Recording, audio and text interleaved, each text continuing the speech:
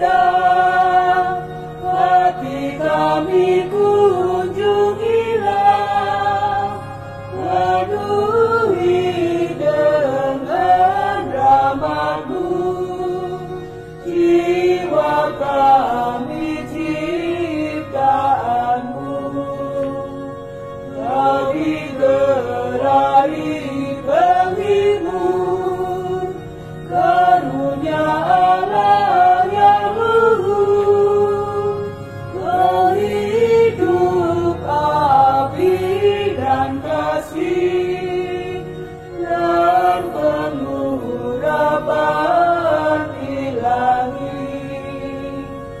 Buatlah kami mengenal serta mengimani terus Bapa dan Putra yang tunggal, dan Engkau Roh keduanya. Dipujilah Allah Bapa dan Putra yang sudah bangkit, bersama Kudus penghibur, kini dan sepanjang masa. Amin.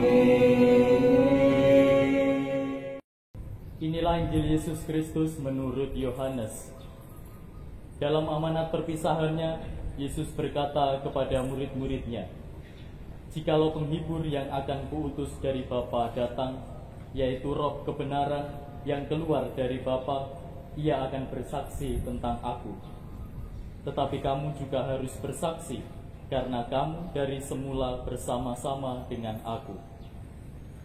Masih banyak hal yang harus kukatakan kepadamu, tetapi sekarang kamu belum dapat menanggungnya. Tetapi apabila Roh kebenaran datang, Ia akan memimpin kamu ke dalam seluruh kebenaran. Sebab Ia tidak akan berkata-kata dari dirinya sendiri, tetapi segala sesuatu yang didengarnya, itulah yang akan dikatakannya, dan Ia akan memberitakan kepadamu hal-hal yang akan datang. Ia akan memuliakan Aku, sebab Ia akan memberitakan kepadamu apa yang Dia terima daripadaku. Segala sesuatu yang Bapa punya adalah kepunyaanku. Sebab itu Aku berkata, Ia akan memberitakan kepadamu apa yang Dia terima daripadaku." Demikianlah Injil Tuhan. Berjumpa lagi di channel Komsos Keuskupan Surabaya dalam Mimbar Agama Katolik. Hari ini gereja merayakan Hari Raya Pentakosta, 50 hari setelah Hari Paskah, kebangkitan Tuhan. Dalam bacaan kitab suci hari ini, gereja mengajak kita untuk merenungkan Roh Kudus yang dicurahkan kepada manusia, dan Roh Kudus itu yang kemudian membimbing manusia untuk kemudian menjadi dan mengalami kehidupan yang lebih baik. Umat Allah yang terkasih, sebagian dari Anda tentu saja pernah mengalami yang namanya kesandung. Entah itu kaki terbentur batu, atau kaki kursi atau meja. Hampir sebagian orang pernah mengalami itu.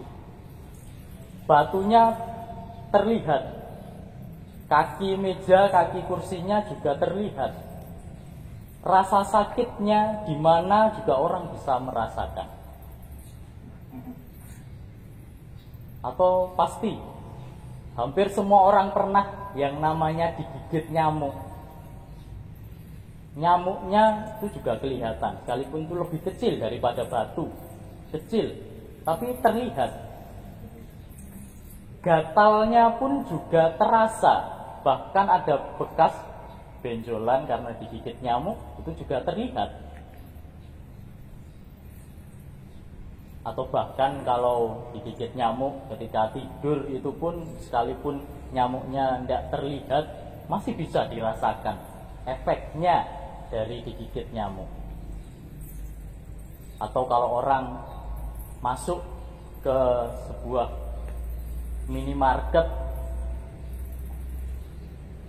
dengan AC yang selalu nyala sekian jam, ketika orang datang dari luar panas lalu masuk ke dalam minimarket, langsung terasa dinginnya, efek AC-nya.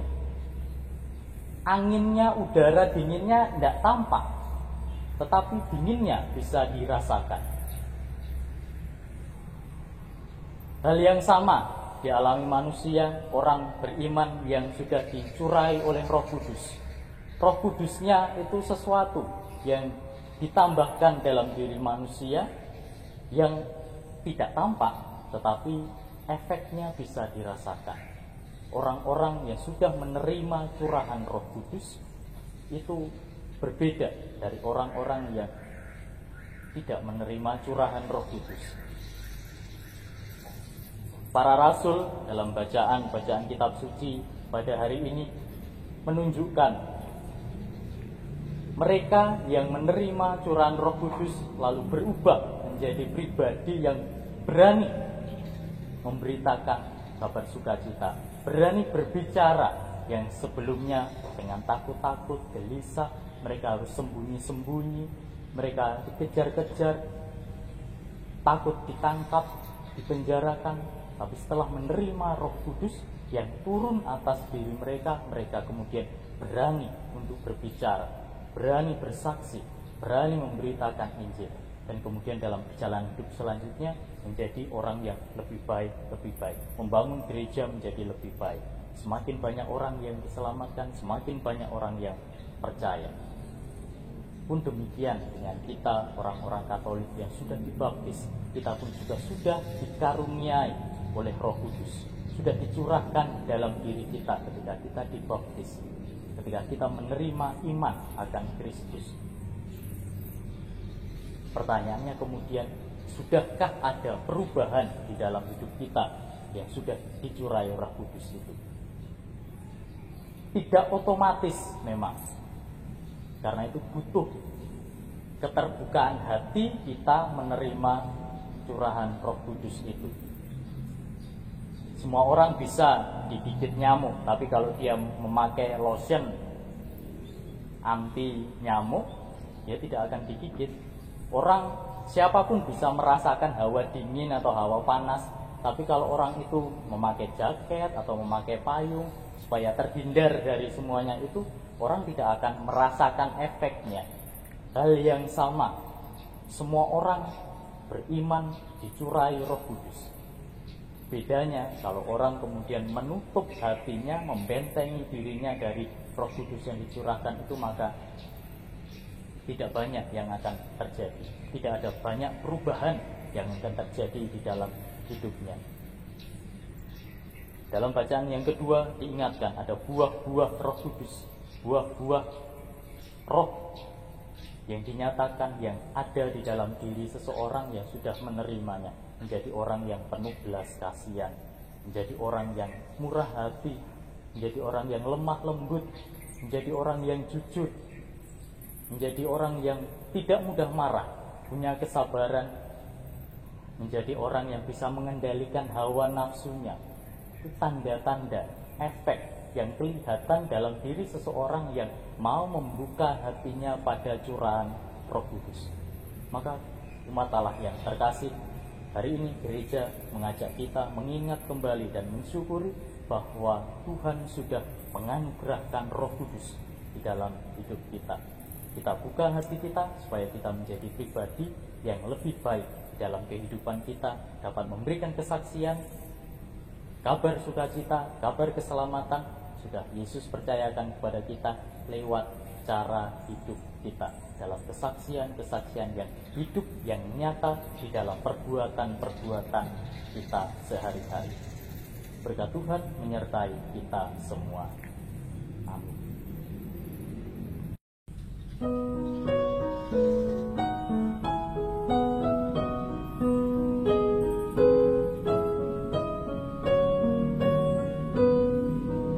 Jaga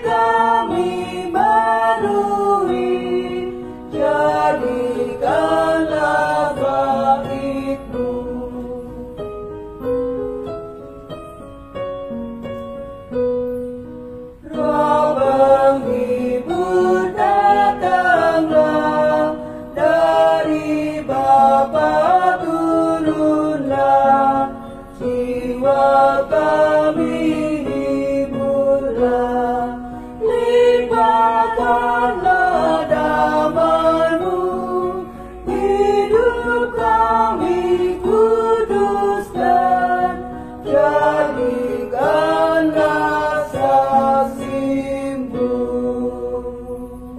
Demikianlah persembahan dan renungan kita pada kesempatan hari ini. Semoga Hari Raya Pentakosta semakin menyemangati kita semua agar mau hidup di dalam Roh. Berkat Tuhan menyertai kita semua. Amin.